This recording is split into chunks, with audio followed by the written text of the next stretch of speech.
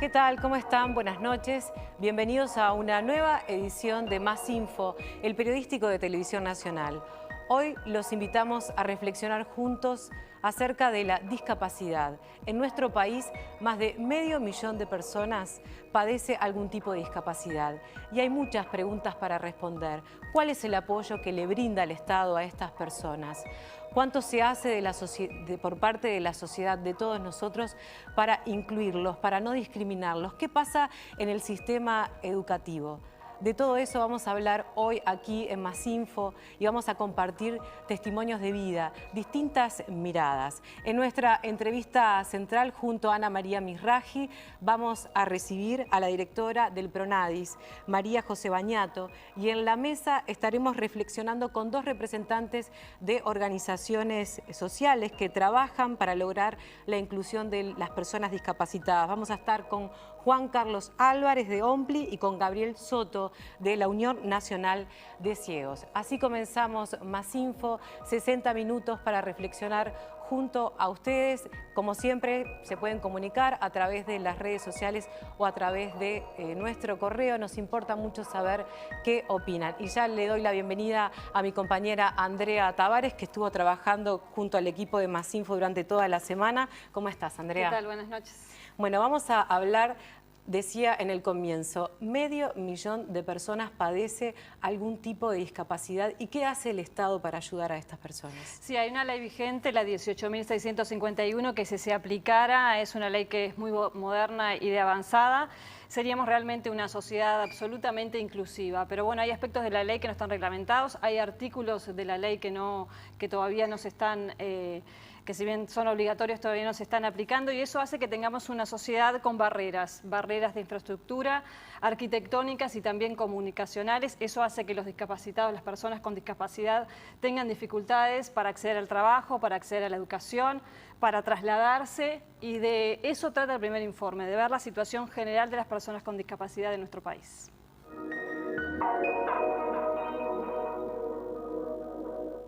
Son 517.771 los uruguayos que tienen alguna discapacidad y son cerca de 24.000 los que viven con una discapacidad severa. El tema es complejo. El tema de la discapacidad es complejo. No hay una solución para lograr ese objetivo final de integración.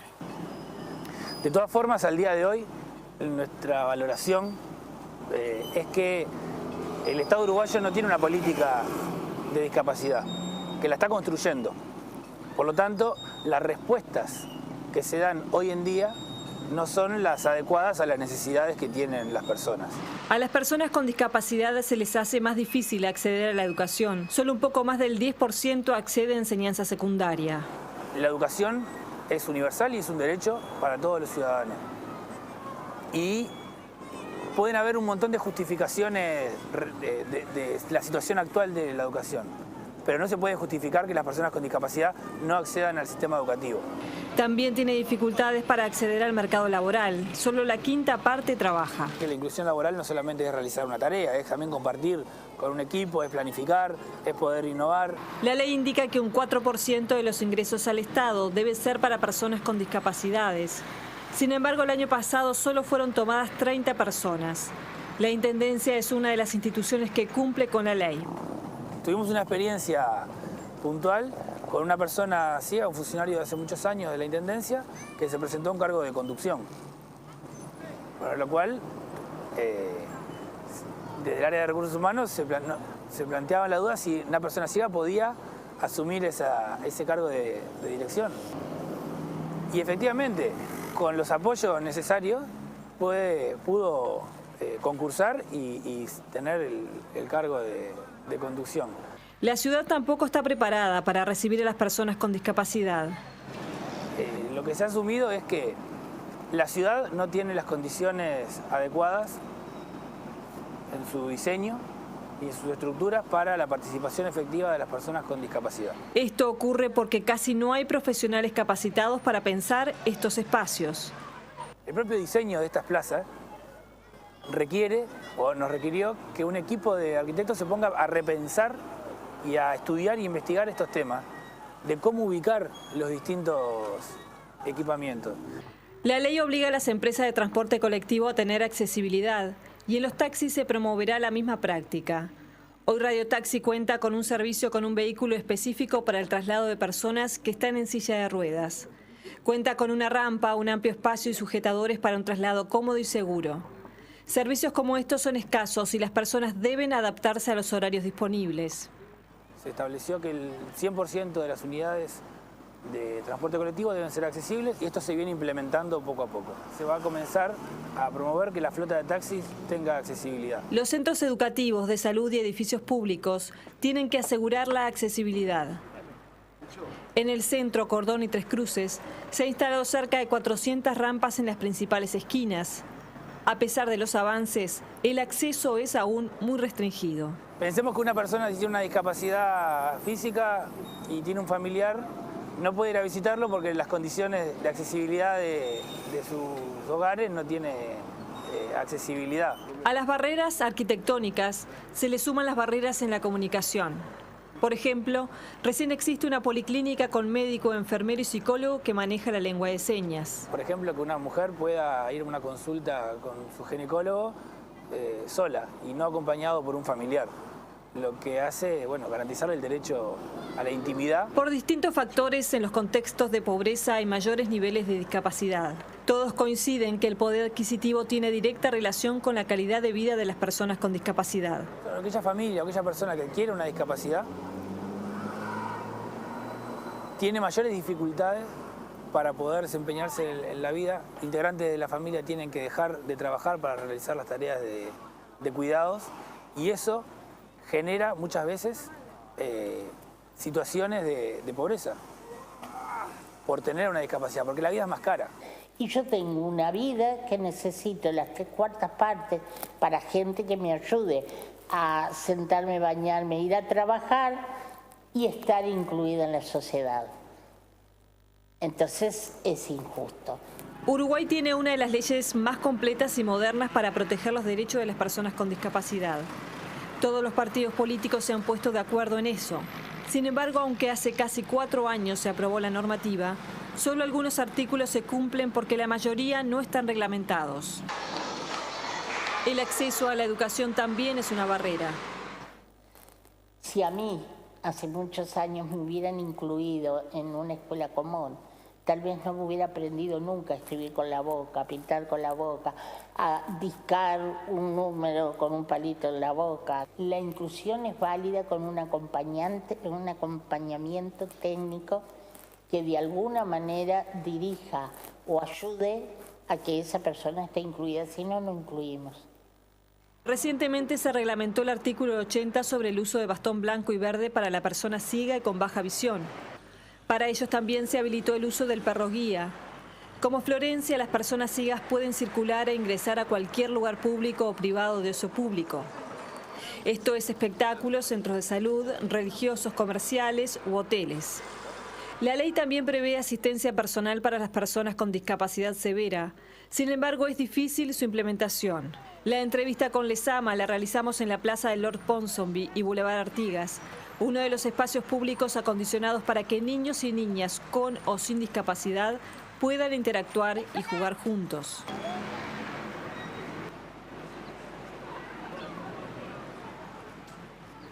Estoy hablando con mi mamá.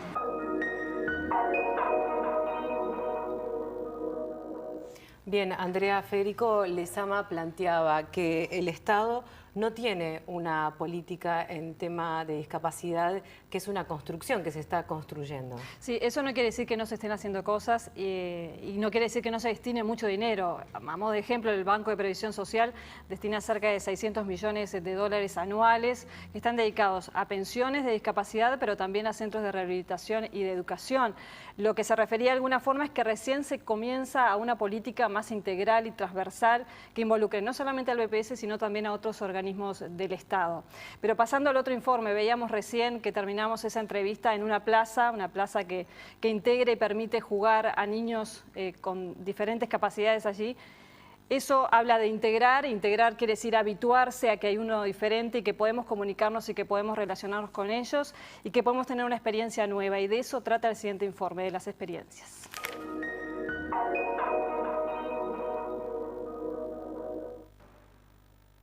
La persona discapacitada generalmente se siente discriminada por la sociedad. ¿Hay intención de discriminar? ¿Por qué lo hacen? ¿Por miedo o por ignorancia? Yo creo que es un conjunto de esas tres cosas. Los planes de atención de la discapacidad hasta hace poco tiempo eran concebidos en el Ministerio de Salud Pública. Sin embargo, ahora el paradigma cambió. Es que venimos pasando de un enfoque médico donde se identifica la discapacidad asociada exclusivamente a la salud y a los servicios de salud, a un enfoque social. Lezama explica que el mensaje masivo siempre tiene un componente caritativo y de compasión con la persona discapacitada. No se promueve y no se trabaja desde el punto de vista de la comunicación el reconocimiento de la persona con discapacidad como un sujeto, como un otro que tiene un valor humano, sino como un otro al que hay que ayudar, un otro al cual hay que tenerle compasión y solidaridad, ¿no? Y si bien está muy bien la solidaridad y el poder ayudarnos mutuamente, recae solamente en la persona con discapacidad ser objeto de esa solidaridad. Nunca se lo identifica como una persona que puede ayudar a otro. Yo siempre cuento que cada vez que bajo de mi casa para irme a trabajar, me pasaba que con varios vecinos me preguntaban, ¿se va a pasear? No, me voy a trabajar. Mejor así se entretiene, sino que va a ser todo el día. Me daba una rabia, porque si yo no laburo, no puedo pagar a mis asistentes, no me puedo mover de la cama. Y yo la miraba y le llegaba a decir, yo me entretengo de otra manera, no me entretengo yendo a trabajar. El Banco de Previsión Social otorga pensión por discapacidad, cuando esta es severa o común, pero siempre acreditando la incapacidad para un trabajo remunerado.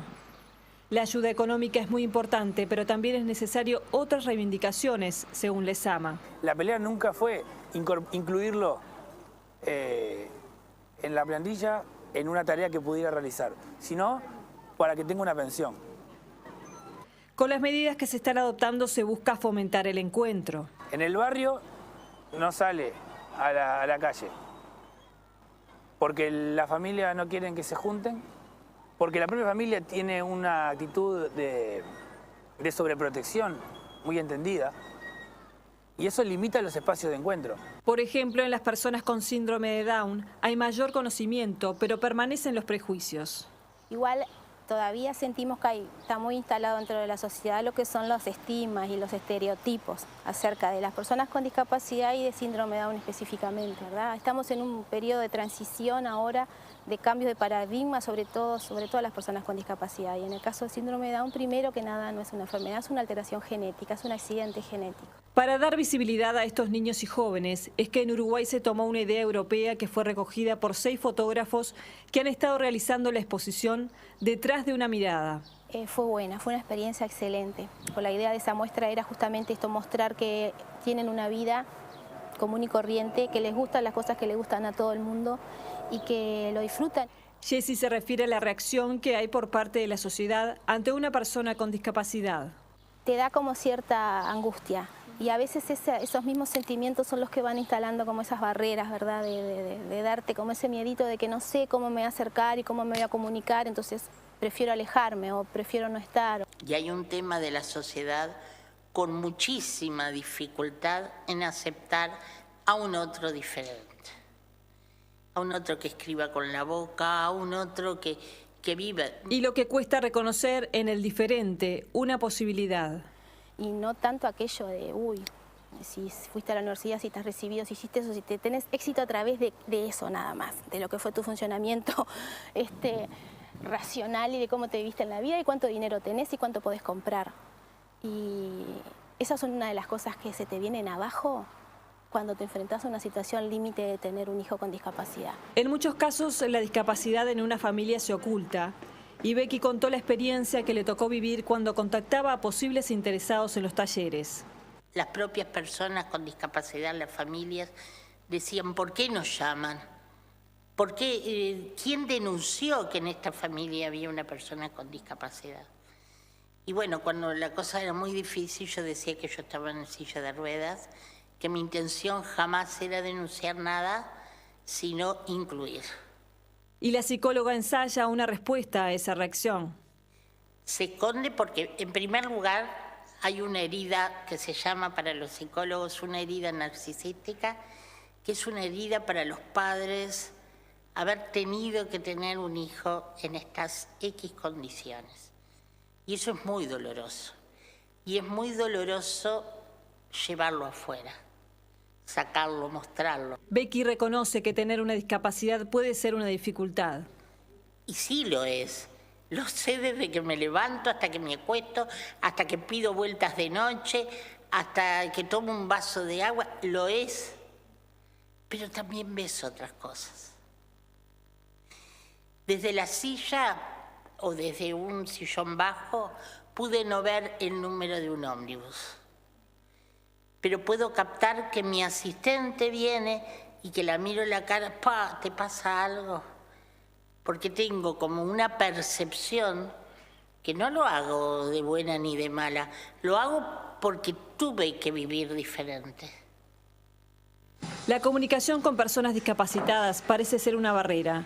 Sin embargo, es posible entenderse. Es necesario tocar a la persona con la que se desea hablar.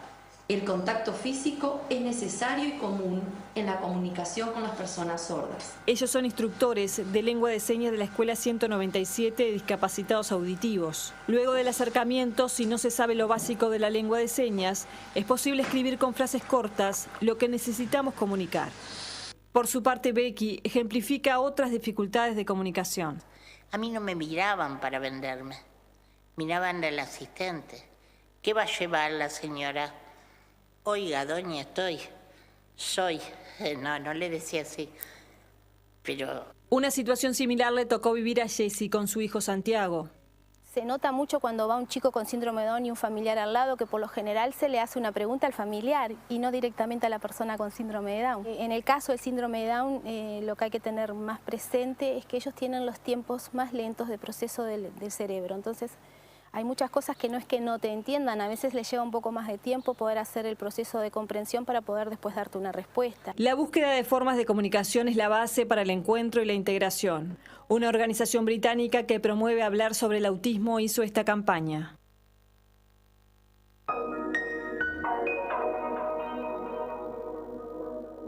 Bien, Andrea, más adelante voy a volver contigo porque tenemos otras historias de vida, otras experiencias.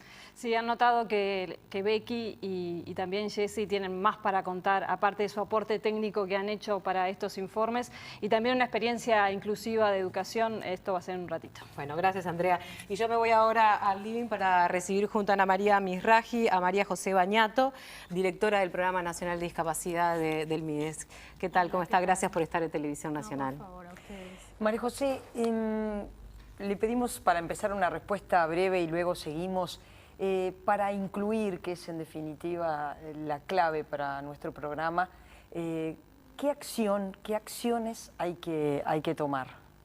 Bueno, ojalá hubiera una acción para resolver la situación, pero como bien se ha dicho, es una situación sumamente compleja que abarca diferentes tipos de realidades y diferentes etapas de la vida.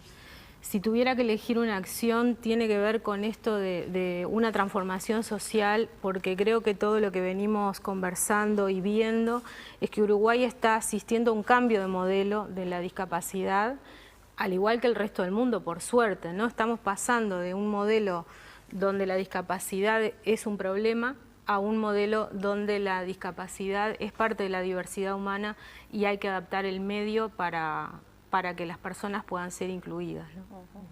Hacemos ahora sí una pausa, enseguida regresamos. Bien.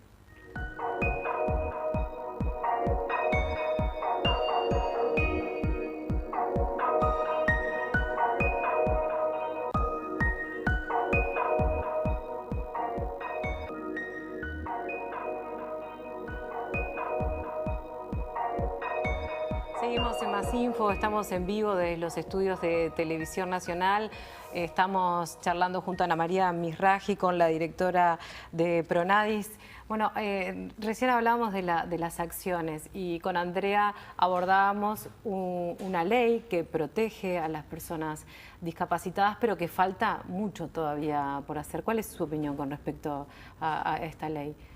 Sí, que es cierto que falta mucho por hacer y que se está avanzando Vale la pena decir que esta ley es heredera de la ley 16.095, que fue mucho más adelantada aún porque fue votada en el año 89, y hasta la transformación de la ley tampoco en todos esos años se reglamentó esta modificación.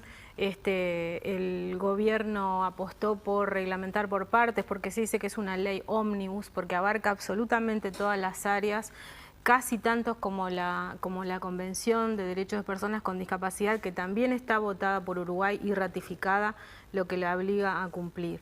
En ese sentido, la ley tiene algunos capítulos que son de enunciados de derechos que no requieren de reglamentación.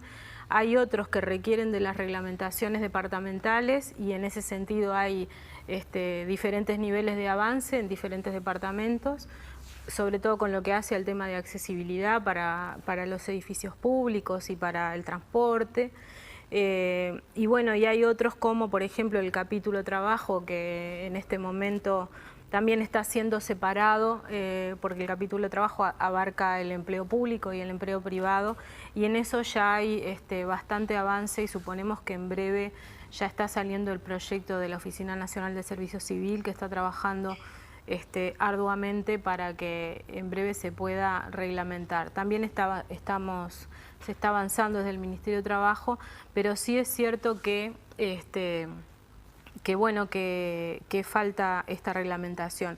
También me parece importante como señalar que así estuviera reglamentada, muchas reglamentaciones, muchos de los aspectos de la reglamentación implica la ejecución de propuestas, y que también hay que irlas preparando, y en ese sentido es que nosotros decimos que desde el Programa Nacional de Discapacidad venimos como haciendo ese terreno para que cuando se reglamente pueda estar digamos en funcionamiento, ¿no? Por ejemplo, un caso.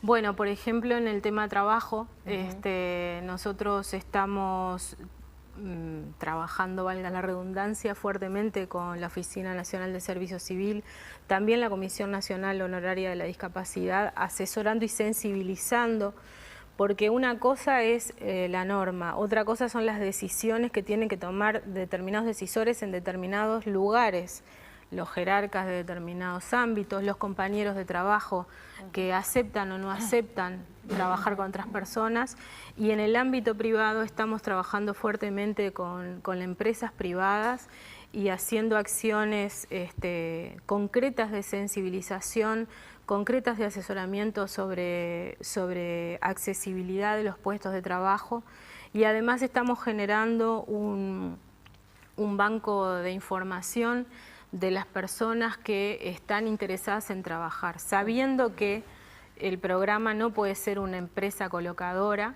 pero sí, si hoy el Ministerio de Trabajo dijera cuántas personas hoy con discapacidad están en condiciones de trabajar, no lo sabemos. Entonces, en ese sentido estamos como avanzando en ese aspecto, y han participado más de 40 empresas que aún sin tener disposiciones de algunos beneficios fiscales se interesan por la inclusión laboral. ¿Se puede decir que el Estado está cumpliendo con ese 4% de dar trabajo a las personas con discapacidad? Se lo menciono porque, bueno, en el informe aparece la Intendencia de Montevideo sí está cumpliendo con ese 4%. ¿El resto del Estado uruguayo? Bueno, el informe de la Oficina de Servicio Civil dice que no, y son ellos los que llevan el contralor. Hay dificultades, hay desfasajes, digamos, entre el informe anual y a veces lo que ha pasado es que se han hecho llamados en un año que se ejecutan en el siguiente. Lo que ha pasado ha venido en aumento, y lo que ha pasado que en el 2012-2013 casi todas las empresas públicas han hecho llamados para la cobertura del 4%, no así la Administración Central. Ahora va a haber algunos nuevos llamados donde tenían resguardo de los créditos, porque también es un año el próximo en que no se va a poder ingresar a la función pública, pero no, no se está cumpliendo, pero justamente en la contracara de esto tiene que ver precisamente porque es necesario sensibilizar y a su vez presionar.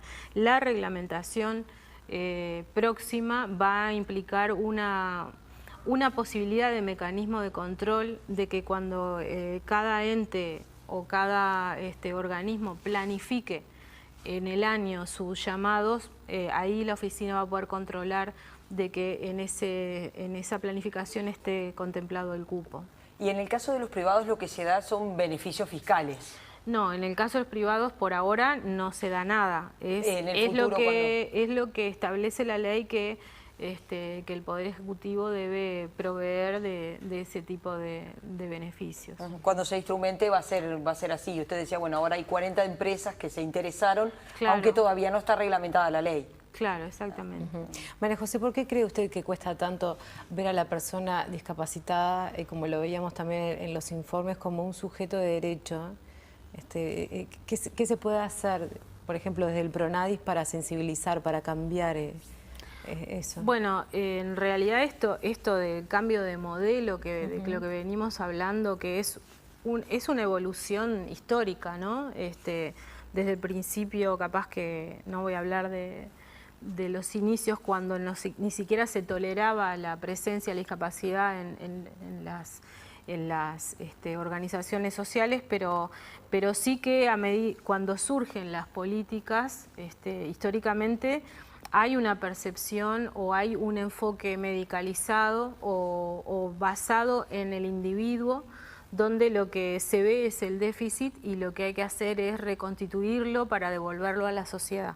Hoy por hoy y a nivel internacional este enfoque es el que está cambiando y la propia convención establece que las personas tienen discapacidad cuando, teniendo deficiencias físicas, mentales o sensoriales, el entorno le plantea barreras. Entonces la discapacidad se separa de lo que podría ser la patología para constituirse en una situación. Entonces este cambio esta perspectiva nos atraviesa a todos, ¿no? Y en ese sentido, cambiar esta conciencia es lo más importante, donde, bueno, precisamente los medios masivos tienen mucha posibilidad de aportar en ese sentido para dejar de ver a la persona con discapacidad como un problema y empezar a verla como un sujeto de derechos y con posibilidades de actuar activamente, como decía Becky, trabajando, estudiando o paseando, pero desde un lugar donde se habiliten esos espacios, ¿no? ¿Ustedes están trabajando los temas específicamente de comunicación y con medios de comunicación? Bueno, en el día de ayer hicimos una jornada que llamamos Comunicación y Discapacidad, un mismo lenguaje, justamente para, siempre decimos, bueno, lo que uno dice en general es lo que piensa. Entonces, si pensamos que las personas con discapacidad las podemos denominar con distintas palabras como capacidades diferentes, con eufemismos como capacidades diferentes, o lisiados o minusválidos, estamos dando una connotación negativa de la situación. Y en muchos casos también cuando se da una noticia de cualquier situación, se da una noticia y se dice que es una persona con discapacidad, como si eso agravara la situación o si eso fuera algo que hay que destacar por algún motivo. En ese sentido nos pareció, la primera estrategia que tuvimos nosotros, porque tenemos compañeros que buscan las noticias, fue mandar un mail y decir, miren que acá ustedes dijeron tal cosa, y en realidad como nos parecía tener un espacio de reflexión con los mismos actores que comunican, empezamos como por ese lugar y la verdad que tuvimos una buena repercusión que ojalá que continúe porque... Tenemos una colega, Tania Tavares, de TV Ciudad, que bueno, le invitamos también a participar y le va a hacer una pregunta. Vamos a verla.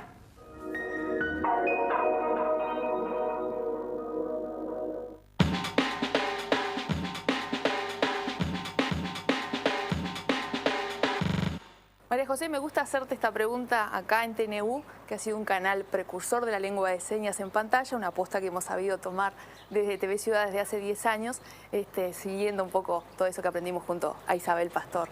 Y bueno, quisiera preguntarte, no la pregunta obvia de por qué no existe en otros canales un camino similar, sino qué se puede hacer desde el Estado para que esto sea posible y especialmente si la nueva ley pone incaliente en este tema y si tiene formas de controlar lo que creo que es lo que se hace necesario en este momento.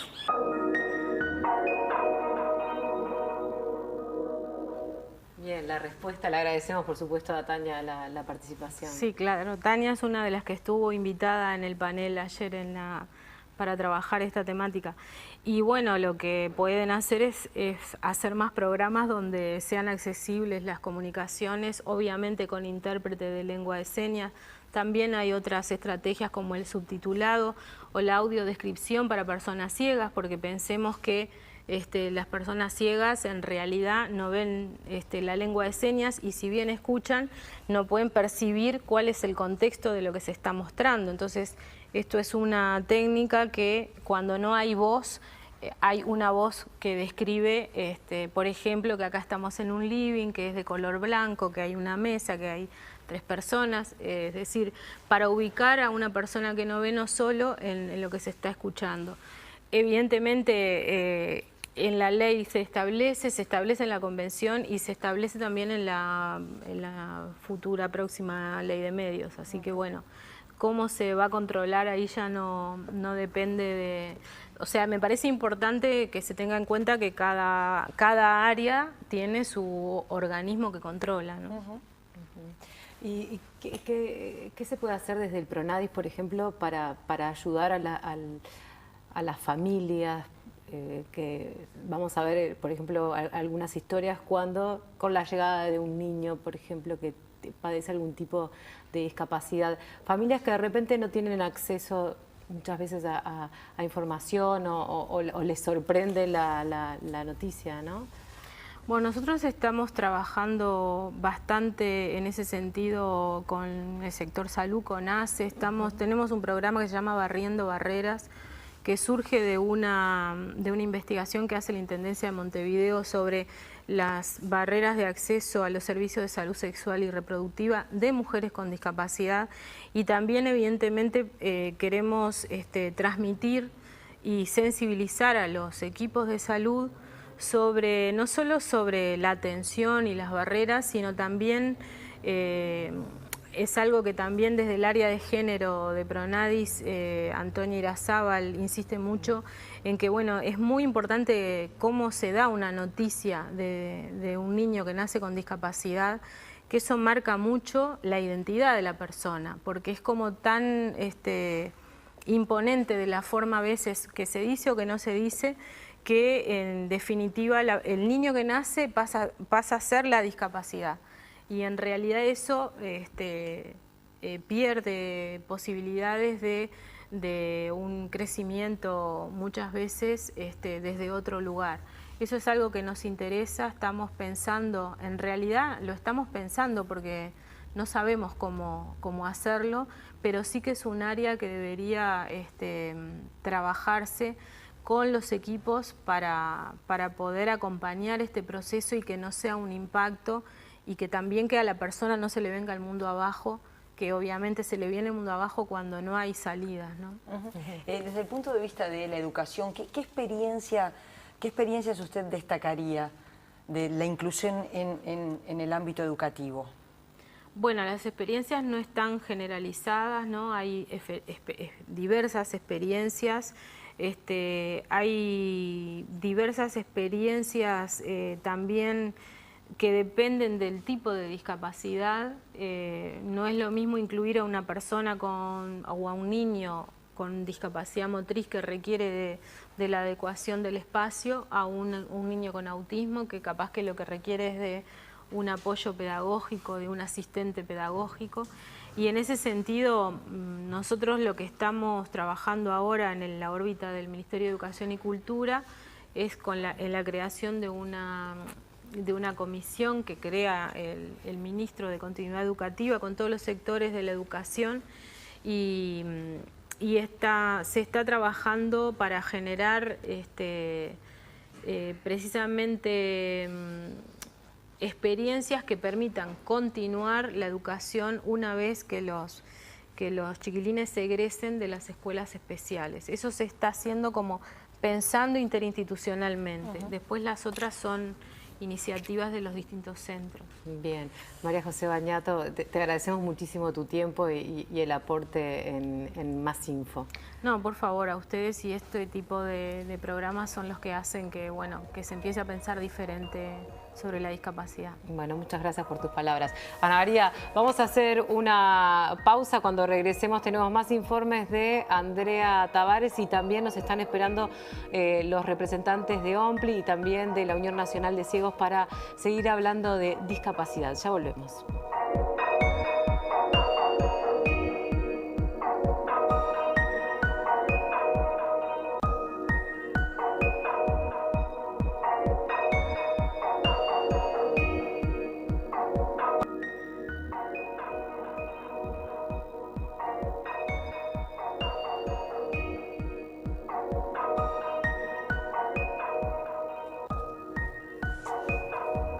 Bien, seguimos en Más Info. Les recordamos que estamos en vivo, que ustedes se pueden comunicar con nosotros a través de nuestro Twitter o también nuestro correo. Nos importa mucho saber qué opinan, comentarios a propósito de este tema que hoy decidimos abordar junto al equipo de Más Info Discapacidad.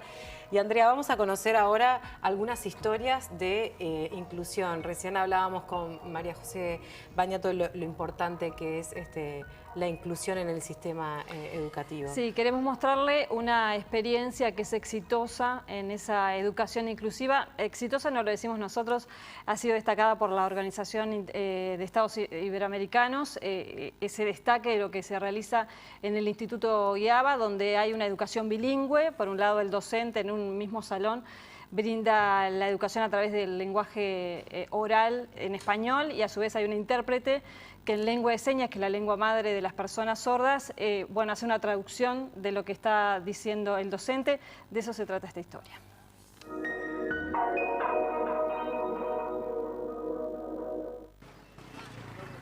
El Liceo Instituto Alfredo Vázquez Acevedo Guiaba, de más de 100 años, alberga la experiencia de estudiantes oyentes y sordos integrados en el mismo grupo.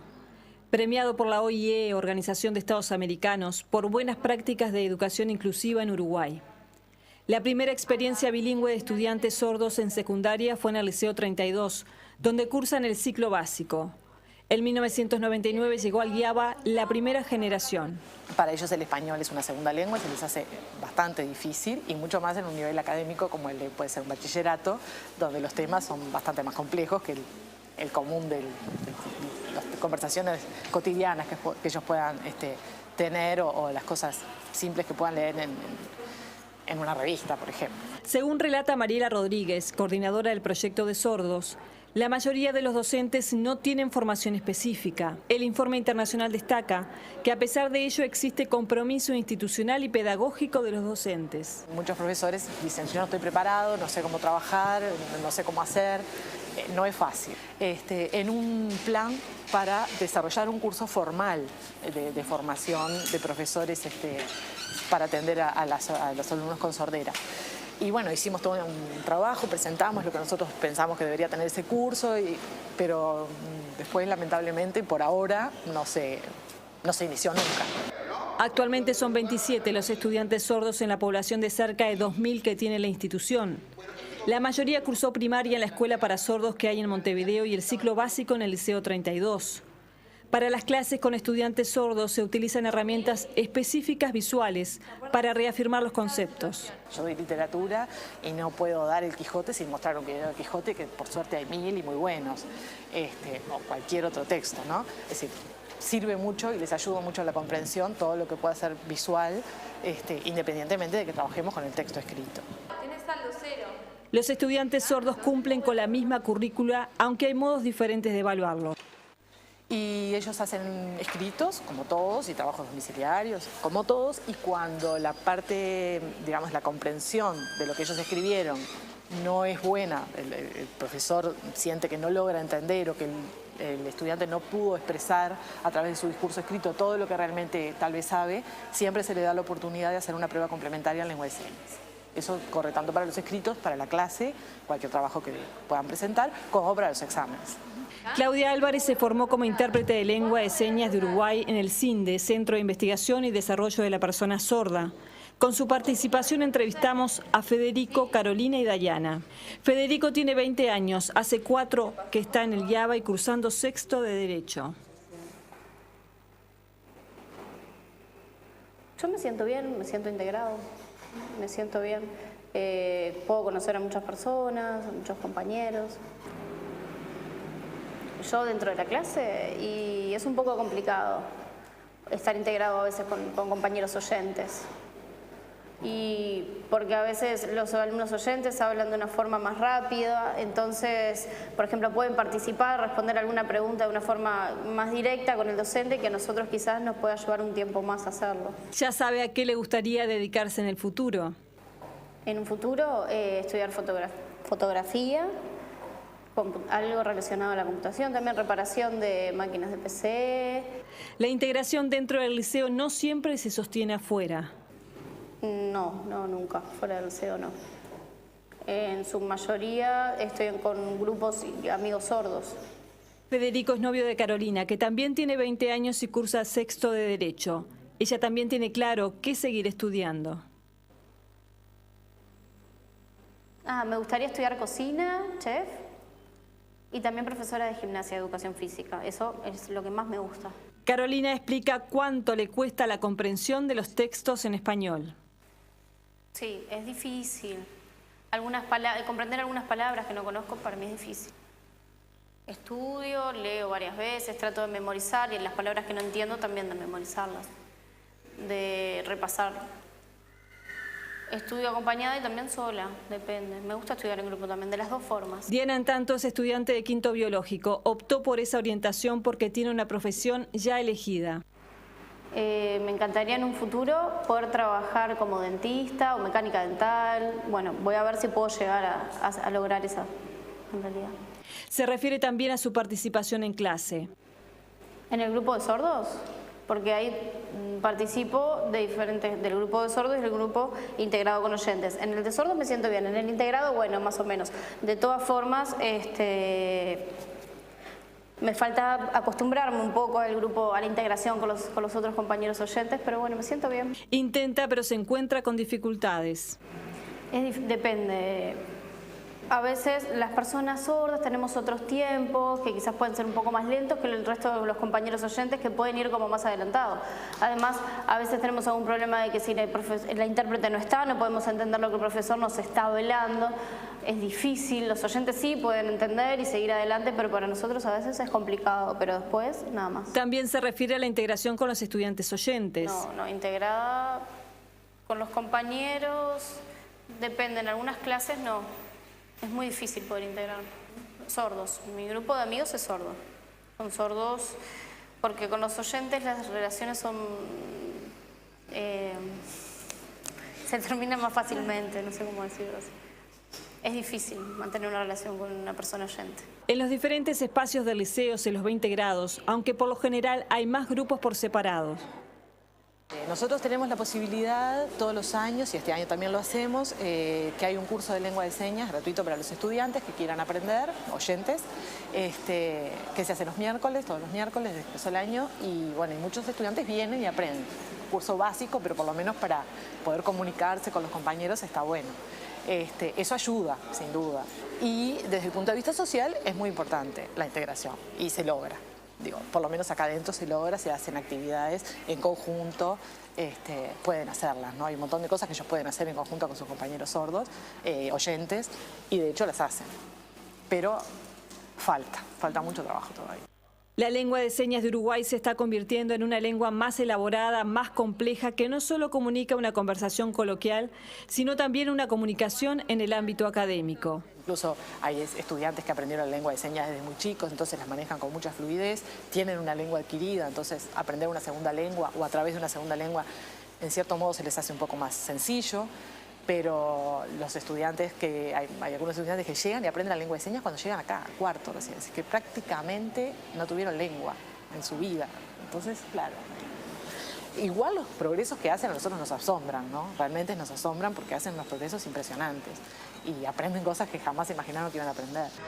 Televisión Nacional ha sido impulsor de tener intérpretes en su programación. Inclusive desde el 25 de agosto del año pasado y en todas las fechas patrias, se emite el himno nacional en lengua de señas.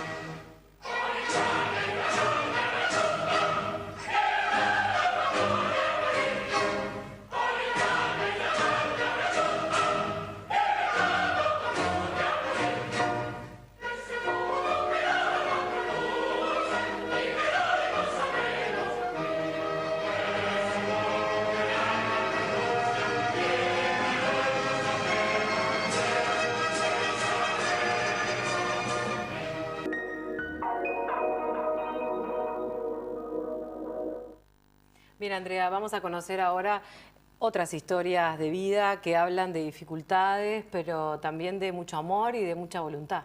Sí, veíamos la primera intención de hacer los informes era consultar a la socióloga Becky Sabá, a Jessy Toledo, que es de la Asociación Down, por su aporte técnico que podía hacer a este informe, también a Becky Sabá, pero como psicóloga, y encontramos que en estas dos mujeres también había historias de vida y esas historias las queremos compartir.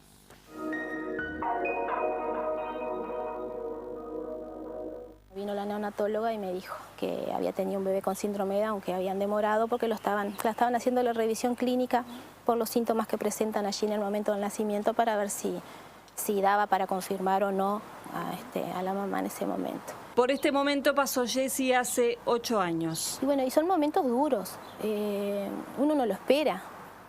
Te sentís que no estás preparado, eso es mi sensación fue esa, ¿no? Te sentís que no estás preparado y qué vas a hacer y esto que te decía hace un rato, ¿no? Todo se te vienen encima, todos los estigmas, los estereotipos y no sabes para dónde vas a agarrar. Esos son los sentimientos que surgen ahí en el momento, ¿verdad? La familia queda en shock, todo el mundo queda en shock.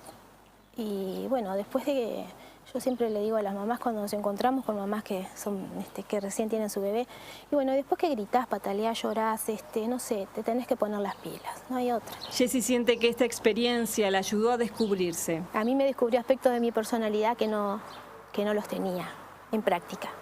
Sé que estaban escondidos. Nunca me imaginé que podía hablar a los medios con un micrófono, o con mucha gente, o que era media leona para pelear y pedir cosas. Se siente así al criar a su hijo con síndrome de Down, pero antes crió a otros 3. Igual hay que equilibrar, me emociona hablar de esto. Igual hay que equilibrar, porque Santi no es el único hijo que tengo. Entonces a veces, bueno, hay que equilibrar los tiempos y todo lo que uno va haciendo también por sus otros hijos, ¿no? Santiago es un niño activo. Es súper cariñoso, tiene su carácter. Es muy terco. En general es un aspecto que creo que viene con la alteración genética porque cuando se les pone algo, pero disfruta mucho, Santiago disfruta mucho de todo lo que le llega a la vida. Te diré que hasta de las terapias, te cuenta, está con las terapias de apoyo de que nació hasta el día de hoy. Y él se levanta de buen humor y vamos y sí, y siempre está con esa voluntad, ¿viste? de hacer, de disfrutar. Jessy y su esposo no se enteraron antes que su hijo tenía síndrome de Down porque no quisieron hacerse el estudio genético prenatal. Diera lo que diera el estudio, lo tendrían igual. Ella ahora recorre maternidades llevando información a los padres con una convicción. En realidad es una vida que de verdad puede ser feliz, son felices, los hermanos, ellos. Becky tiene 60 años, es psicóloga y trabaja como coordinadora del área de discapacidad de la comunidad israelita del Uruguay. Yo tuve poliomielitis a los 5 meses de edad. Me llevaron al Pereira Rosell porque estaba un aparato que se llamaba pulmotor, que no estaba en el casmo, que yo estaba prenatal apuntada, y me llevaron al pulmotor y me iban a ver todos los días a ver si seguía viva. Y hasta que un día vino apagón. Como hace muchos años no había generador de luz. Y bueno, me sacaron del aparato, me dieron a mis padres, diciendo que me tuvieran hasta que me moría. Y de golpe empecé a sonreír y no me morí. Acá estoy. Becky transitó su niñez sin mucha conciencia de su discapacidad, dice, y cursó toda primaria en la escuela Roosevelt. Luego pasó al Liceo Dámaso. Y allí sí que fue complicado, no se hablaba de la inclusión. habían muchos compañeros que habían pedido a sus familias que yo no estuviera. Y bueno, todo eso fue muy fuerte, muy, muy fuerte. Y fui reconociendo mi discapacidad y pudiendo ver muy de a poco lo que sí puedo dar. Que no fue sencillo. Según ella, el empuje de su padre para que estudiara hasta ser una profesional fue determinante. Yo tenía una mamá que era ama de casa, madre de hijos, y yo quería ser ama de casa, madre de hijos, pero nunca una profesional. Una crisis en la adolescencia la llevó a empezar psicoterapia y luego decidirse por estudiar psicología. Empecé 6 meses y fue cuando cerraron la universidad. Y después, cuando me fui a anotar, fui a un instituto privado y me dijeron que tenía 3 cosas para las cuales no estudiar. Era judía, era discapacitada y era de izquierda. Lloré mucho tiempo, pero era así. Becky, a pesar de tener una cuadriplegia, intenta tener una vida como todos. Cocino, que me encanta, voy con mi asistente, pone un poco de esto. Todos los viernes recibo en mi casa a mis hermanos, a mis cuñadas, a mis sobrinos cuando están en el país. Y eso es vida. Y no sé si es una vida tan diferente a la que haces vos. Que me agoto 3 veces más, sí, es verdad. Que me tengo que levantar 2 o 3 horas antes para poder estar acá a las 11, 11 y media, es verdad. Pero bueno, me tocó vivir así. Ella necesita estar con asistentes las 24 horas del día, de todos sus días. Es de las cosas que todavía aún nunca me dejaron de costar, de molestar, de ponerme mal, ¿no? Siento que quiera o no, siempre hay una escucha. Que ojo, que yo también lo necesito y pido que esté. Pero pido que esté porque también me pica un ojo, porque también necesito tomar, porque está por todos los porqués. Igual a esta edad de pronto se me hace más liviano, porque bueno, pero en plena adolescencia, cuando querés esconder cosas, cuando querés llamar en privado, cuando querés que nadie se entere, cuando necesitas llorar, cuando necesitas reír. Y siempre un testigo, y siempre un testigo. Y no es para lamentar, es para tratar de entender. Si fuera que todo fuera un lamento, no estaría acá. Becky es un referente por su empuje y su lucha por una mejor vida y tiene claro el impacto que su historia causa. Y es difícil porque no es un tema fácil, angustia. Mueve, vos lo sabés. Moviliza y moviliza a uno cuando lo abra, al otro cuando lo siente, el otro cuando lo vive, cuando se cruza por la calle, sí, moviliza.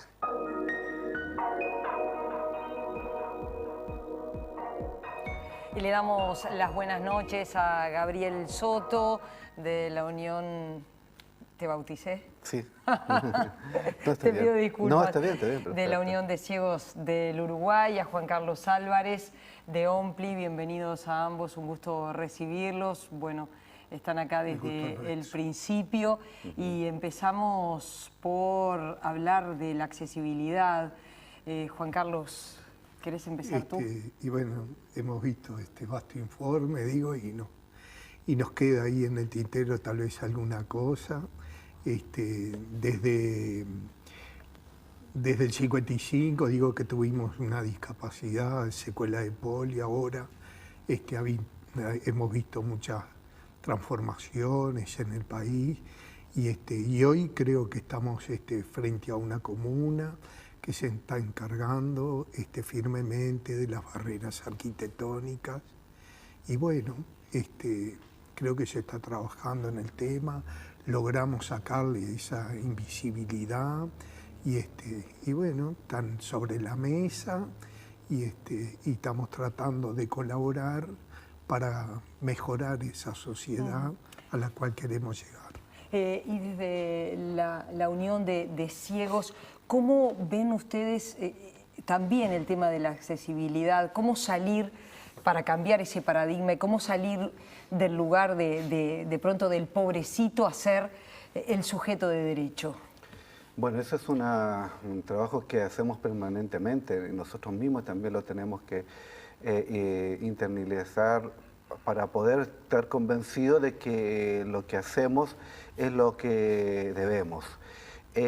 Siempre procuramos de trabajar y mandar el mensaje de que primero somos personas que independientemente de la discapacidad podemos interactuar en todos los ámbitos de la vida como cualquier otro. Para nosotros también hemos sentido bastantes cosas que han mejorado. Tenemos ómnibus accesibles, también hay algunas cosas que han ido corrigiéndose.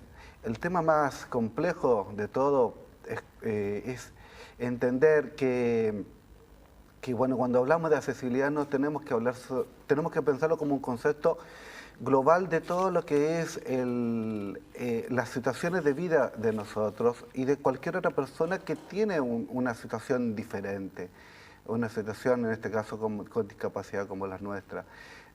Nosotros apostamos a que podamos ser incluidos, pero no porque seamos ciegos, sino porque somos personas con una situación determinada. Y apelamos a eso, a nuestra situación, principalmente como persona. Se ha dicho acá sobre cómo se ha ido llevando adelante las políticas de discapacidad. Y claro, se ha ido llevando adelante, pero a mucho pulmón. Hemos participado también en esta construcción, quejándonos, alegándonos, pero principalmente bajo la mirada del aporte. Nosotros eso es lo que estamos siempre tratando de aportar para ir cambiando. El cambio de cabeza es muy importante, pero no es fácil, no es de un día para otro.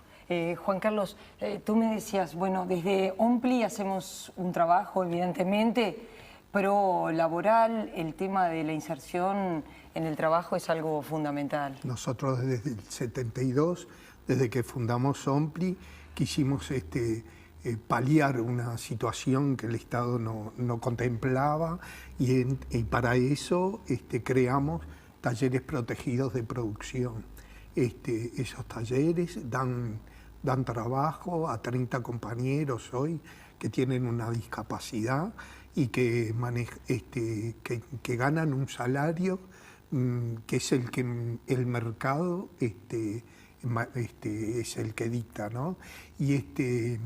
Y para eso hacer una puntualidad de repente en la necesidad que tenemos de vernos exonerados de los impuestos, porque tuvimos que cerrar un lavadero industrial, que eso costó trabajo a compañeros, y bueno, ¿Por qué se cerró? Y por los grandes impuestos, no podemos.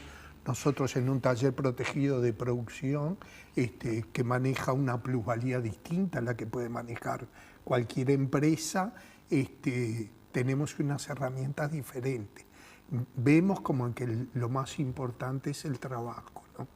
Y ahí no hay una empresa de lucro, sino que todo se invierte o en el deporte o en otros talleres de terapia ocupacional, ¿verdad? Y tú decís que debe ser parte del plan tener exoneraciones impositivas para poder profundizar, seguir adelante, incrementar. Creo que sí hace necesario, ¿no? Muy necesario para estas instituciones que no tienen otro tipo de apoyo, ¿verdad? Gabriel, ¿cómo sentís el relacionamiento con la sociedad? Bueno, hay dos, es parte tanto de la sociedad como de nosotros mismos. Nosotros siempre mandamos el mensaje y hablamos con los compañeros de que para poder sentirse integrado e incluido hay que estar preparado y también siempre, como decía la compañera Becky, la psicóloga, siempre a todo nos va a costar mucho más que cualquier otra persona. Por eso mismo, el estudio es muy importante porque queremos que no nos vean como el pobrecito ciego. Cuando apostamos a nosotros al estudio y al trabajo, apostamos a que la persona se capacite, no que tenga un estudio que se le dio un certificado de estudio por el hecho de haber estado todos los años escolares o en el liceo sentado en una mesa y nada más, y ya ahí se termina.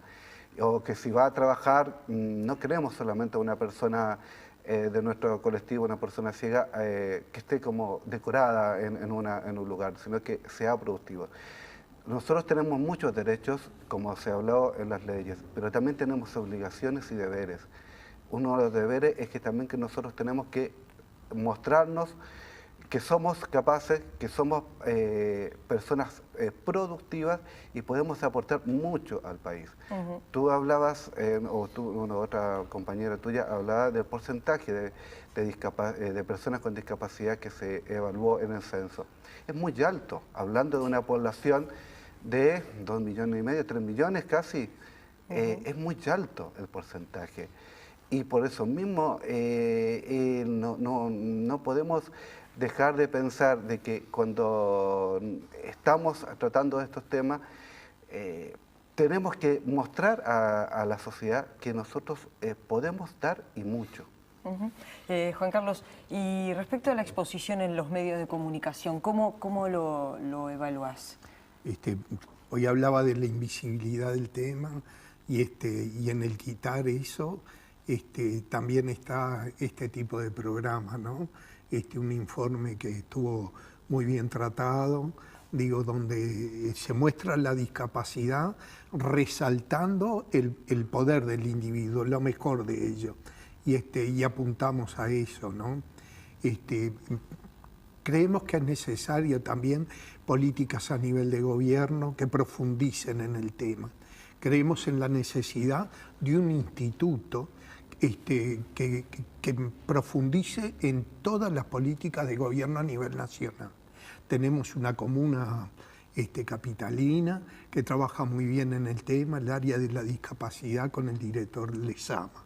Pero creemos profundamente que para seguir avanzando en el tema, para que la palabra inclusión esté en boca de todos y en la cabeza de todos los uruguayos, en la necesidad de políticas a nivel de gobierno desde un instituto de la discapacidad. ¿Coincidís en la necesidad de la construcción de ese instituto? ¿Cómo se sienten tratados a través de los medios de comunicación? Claro, coincido totalmente con lo que dice Juan Carlos. O sea, es necesario que el tema a nivel nacional, a nivel gubernamental, esté en el nivel que corresponda. Es muy importante jerarquizar este trabajo, esta política, por eso mismo, porque esto transversaliza a toda la sociedad. Habemos personas con discapacidad en todos los ámbitos de la vida social. Principalmente, se agudiza en los sectores de menores recursos, pero estamos presentes en todos los sectores. No somos un grupo de que somos personas con discapacidad, después hay otros grupos también minoritarios que, estamos presentes en todos los grupos que hoy se llaman minoritarios. Entonces, el hecho de que se esté trabajando en todo este tema de derechos humanos, todas estas leyes de derechos humanos que se han ido promulgando el gobierno, son muy importantes, pero necesitan un cimiento fuerte. Y por eso es muy importante alguna institución, algún organismo que realmente tenga poder de decisión, tenga poder de decir, por acá va esto, y donde podamos ver reflejado la ejecución y la llevada en práctica de estas hermosas leyes que tenemos, estas magníficas leyes que tenemos. Ahora, en cuanto a la comunicación, nosotros no queremos ser noticia por el hecho de ser personas con discapacidad, ¿ya? Queremos ser noticia por ser seres productivos. Es muy importante tratar este tema, pero que nos gustaría que se desarrollaran más actividades y programas periodísticos como profundizándolo con seriedad, no desde la lástima, sino desde el punto de vista de la persona. Eso para nosotros es muy importante. Gracias a ambos por haber venido. Ha sido un gusto recibirlos esta noche. Muchas gracias a ustedes. Bien, nos estamos despidiendo. Debo confesarles que en el proceso de producción de este programa y cuando íbamos haciendo las historias, los testimonios, cuando íbamos armando, creo que a todos nos pasó que nos emocionamos muchísimo, Andrea, cada uno por distintas razones, y que también aprendimos mucho y que creo que son de esos programas que, por lo menos para mí como periodista, me enriqueció, y ojalá que ustedes de sus hogares también hayamos aportado a la reflexión. Y bueno, y esa buena noticia de un cambio de paradigma en Uruguay, un cambio de tratamiento sobre las personas con discapacidad, que esto sea un aporte y que se comience una nueva etapa. Bueno, vamos a adelantar. ¿De qué vamos a hablar el próximo Más Info, Andrea? El Más Info del próximo jueves tiene que ver con Internet, con las redes sociales, con la gran conexión que tiene Uruguay Acceso, el plan Ceibal y su incidencia, algunos de los temas que vamos a estar tratando el jueves. Vamos a un adelanto.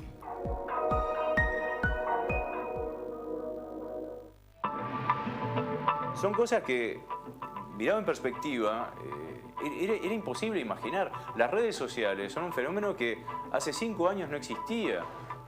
Hoy el Facebook es el uso de Internet más mencionado por más gente como el principal uso que le dan a Internet. Dice que estamos yendo hacia el mismo lugar que va el resto del mundo, lo cual no es menor. Para quienes dicen que en Uruguay las cosas siempre llegan 10 años más tarde, no es más así, al menos en esta área. Nativos digitales sencillamente nacieron en la era de las tecnologías de la información y la comunicación. Nacen desde el primer día, ya están en contacto con las nuevas tecnologías. Hoy agarras un bebé de 2 años y si le acercas una tablet o un celular ya sabe que tiene que mover la mano nada más para empezar a usarlo. Sin duda que el nivel de penetración que estamos teniendo hoy de Internet hace que hoy Internet se transforme en un nuevo espacio, una nueva área, un nuevo lugar donde suceden las cosas que suceden en la vida normal. Bueno, nos vamos, nos despedimos. Gracias por estar con nosotros. Nos encontramos el próximo jueves, 22:30. Buenas noches.